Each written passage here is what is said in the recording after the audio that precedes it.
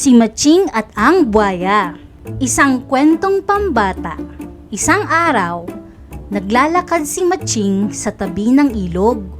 Gutom na siya. Biglang lumitaw si Buwaya mula sa tubig. Sabi ng Buwaya, Matching, gusto mo ba ng saging?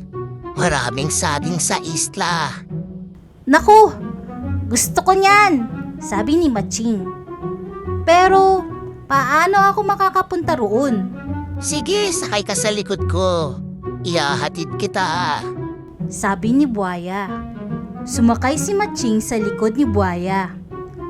Habang sila ay lumalangoy, biglang nagsalita si Buwaya. Hindi kita dadalhin sa sagingan. Kakainin kita. Kailangan ng hari namin ang atay ng Matching.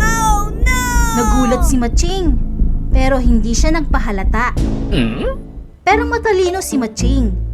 Agad itong nag-isip. Sabi niya, "Ay, bakit hindi mo agad sinabi?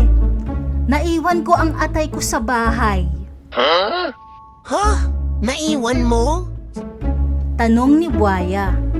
Naiwan ba ang atay? "Oo, ibaba mo muna ako. Kukunin ko ang atay ko," sabi ni Matching. Naniwala naman agad si Buwaya. Binalik niya si Matching sa pangpang. Pagkaapak sa lupa, mabilis na umakyat sa puno si Matching. "Niloko lang kita, Buwaya. Hindi naman naiiwan ang atay. Nasa loob ito ng katawan natin." Nagalit si Buwaya at lumangoy palayo. Si Matching ay ligtas na at tumawa pa siya sa sanga ng puno. Muntik na ako dun ah. Aral ng kwento, gamitin ng talino kapag may panganib. Huwag basta-basta magtitiwala. Please like, share, and subscribe.